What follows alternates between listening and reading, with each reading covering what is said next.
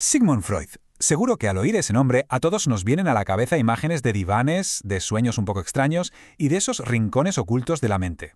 Pues bien, hoy vamos a meternos de lleno en su mundo, vamos a intentar desmitificar a una de las figuras más influyentes y, ojo, también más polémicas del siglo XX, trazando un mapa de sus ideas a través de su propia historia.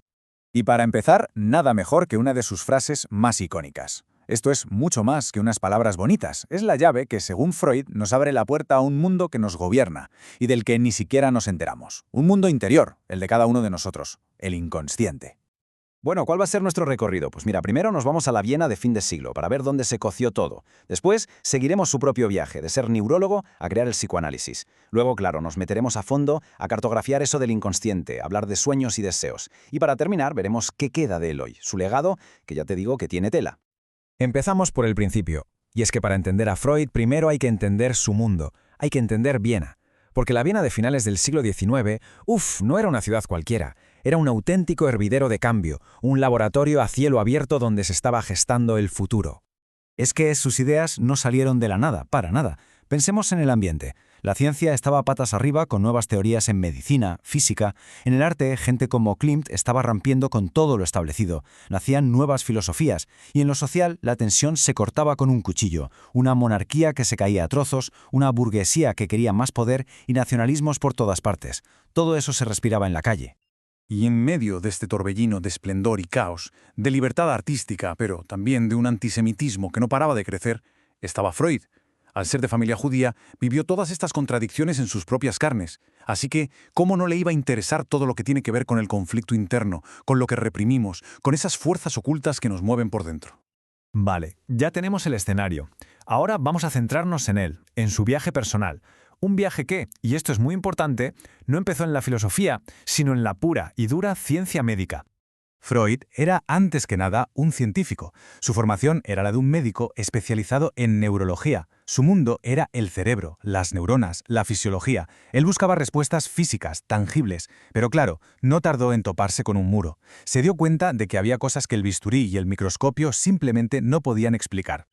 Y aquí vemos perfectamente cómo fue evolucionando. Empezó con la neurología, con lo físico, pero su viaje a París para trabajar con Charcot fue un antes y un después. Vio cómo la hipnosis podía hacer desaparecer síntomas como la histeria. La causa, entonces, no podía ser física, tenía que ser psicológica. De ahí, junto a Joseph Breuer, pasó al método catártico, a ayudar a los pacientes a liberar recuerdos. Y, finalmente, llegó a su gran creación, la asociación libre, la famosa cura por la palabra. Y aquí es donde Freud se convierte en un auténtico revolucionario, porque lo que se atrevió a hacer fue, literalmente, dibujar un mapa de nuestra geografía interior, una idea que iba a cambiar para siempre la forma en que nos vemos. La analogía del iceberg es que es perfecta para entenderlo. La puntita que vemos fuera del agua, eso es nuestro consciente, nuestros pensamientos, lo que sabemos, pero la inmensa mole de hielo que está debajo, oculta, ese es el inconsciente. Y según Freud, esa parte oculta es la que de verdad manda, la que dirige el barco de nuestra vida, aunque no nos demos ni cuenta. Pero, ¿qué hay ahí abajo, en esa parte sumergida? Pues de todo.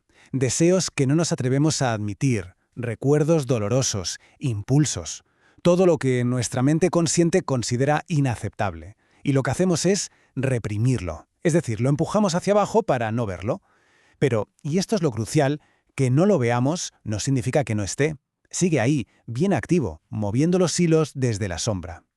Y para explicar cómo funciona este lío interno, Freud habló de tres personajes que viven dentro de nosotros, siempre en conflicto. Por un lado está el ello, el puro instinto, el lo quiero todo y lo quiero ya. Por otro, el superyo, la conciencia moral, la voz de nuestros padres y la sociedad, el juez interior. Y en medio de los dos, intentando poner paz, está el yo. El que negocia. Por ejemplo, el ello quiere zamparse la tarta entera. El superyo dice, ni se te ocurra, eso es gula. Y el yo dice, venga, un trocito ahora y guardamos el resto. Pues bien, nuestra personalidad, para Freud, es el resultado de esta pelea continua. Muy bien, el inconsciente está ahí abajo, escondido. La pregunta del millón es, ¿y cómo llegamos a él? ¿Hay alguna forma de echar un vistazo? Pues Freud creía que sí, y nos dio una llave maestra, el análisis de los sueños. Y aquí su teoría se pone de verdad interesante. Para Freud, los sueños tienen dos capas. Una cosa es lo que recordamos, esa historia a veces sin pies ni cabeza. Eso es el contenido manifiesto, la fachada. Pero debajo está lo importante, el contenido latente, el significado oculto, el mensaje simbólico de nuestros deseos reprimidos que salen disfrazados para que nuestro censor interno no los pille. Y aquí llegamos a una de sus teorías más polémicas, sin duda, la del desarrollo psicosexual. Freud defendía que nuestra personalidad se forma en la infancia, pasando por etapas como la oral, la anal o la fálica, y que si en alguna de esas etapas había un conflicto no resuelto, como el famoso complejo de Edipo, eso podía dejar una fijación que se manifestaría en la vida adulta como rasgos de personalidad o neurosis. La idea de que la sexualidad infantil es tan clave para el adulto fue un bombazo, y sigue siendo de lo más debatido de su obra. Y después de todo este viaje, llegamos al final. A la gran pregunta, ¿qué queda de Freud hoy? ¿Cuál es su legado? Un legado, como ya hemos ido viendo, enorme, pero también llenito de controversia. Y aquí está el meollo de la cuestión, lo que sigue dividiendo a todo el mundo. ¿Qué fue Freud, en realidad? ¿Un científico que descubrió las leyes de la mente? ¿O fue más bien un pensador genial, un filósofo cuyas ideas no son exactamente ciencia? Básicamente hay dos grandes bandos. Por un lado, quienes lo ven como un científico con todas las letras que descubrió verdades sobre cómo funcionamos. Por otro, los críticos, como el filósofo Karl Popper, que decían, a ver, una teoría que lo explica todo y que no se puede demostrar que es falsa no es una teoría científica. Y para ellos, el psicoanálisis cae en ese saco. Ahora bien, debates científicos aparte, hay algo en lo que casi todos están de acuerdo. Su impacto en la cultura es brutal, innegable. Piensa en cuántas veces usamos palabras como ego, represión o la expresión lapsus freudiano. Están en nuestro día a día. El arte del siglo XX, sobre todo el surrealismo, bebe directamente de sus ideas. Pero quizás lo más gordo es que nos quitó de la cabeza esa idea tan bonita de que somos seres 100% racionales. Y esa misma tenacidad se reflejó en su vida, que no fue nada fácil. Un dato que impresiona.